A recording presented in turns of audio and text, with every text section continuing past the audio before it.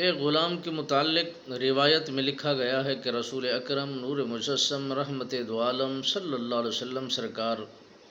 کا وہ غلام نماز پڑھ رہا ہے۔ نماز پڑھتے پڑھتے حمد و ثنا میں اتنا مستغرق ہو گیا کہ وہ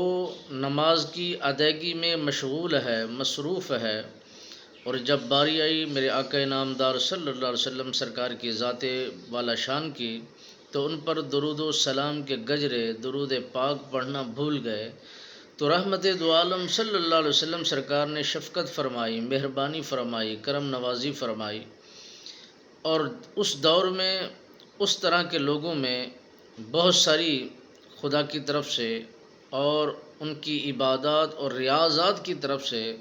یہ کرم نوازی ان پر ہو جایا کرتی تھی، کیونکہ وہ دل کے صاف شفاف ہویا کرتے تھے، ان پر مہربانیاں اس انداز میں کی جاتی تھی۔ اور وہ نبی رحمت سرکار کی ذات پر درود پڑھنا بھول گیا۔ میرے آقا نامدار صلی اللہ علیہ وسلم سرکار نے رات کو خواب میں زیارت فرمائی اور فرمایا، میرے امتی، تو نے مجھ پر درود پڑھنا کیوں چھوڑ دیا؟ اس نے عرض کی، حضور میں آپ پر درود پڑھنا بھول گیا تھا۔ میرے آقا نامدار صلی اللہ علیہ وسلم سرکار نے فرمایا، تمہیں خبر نہیں، اس حدیث کو تم نے سنا نہیں کہ تمام عبادتیں،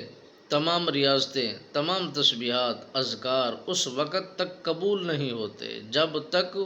ان کو قبول کرنے کے لیے درود السلام کے گجرے پیش نہ کیے جائیں۔ یہ حدیث تم نے سنی نہیں ہے اور تم نے جانا نہیں ہے کہ مجھ پر درود نہ پڑھنے سے تمہارے اعمال قبول نہیں ہوتے، تمہاری نیکیاں قبول نہیں ہوتی، تمہاری عبادتیں اللہ کی بارگاہ میں منظور نہیں ہوتی، اور نہ ہی تمہارے اعمال کو اللہ کی بارگاہ میں پہنچایا جاتا ہے۔ جب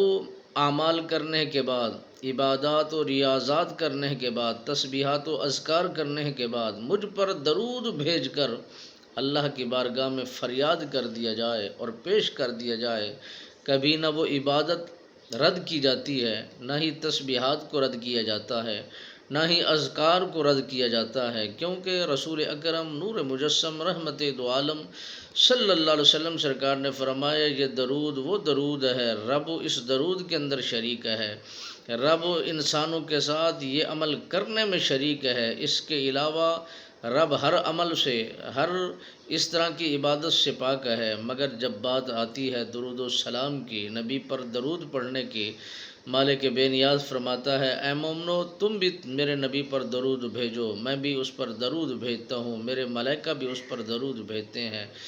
کس شان سے رب بے نیاز نے اپنے محبوب کو خوبصورت بنایا ہے، کیا شان شوکت عطا فرمائی ہے، مالک بے نیاز ان کو کتنا رتبہ و مقام عطا فرمایا ہے۔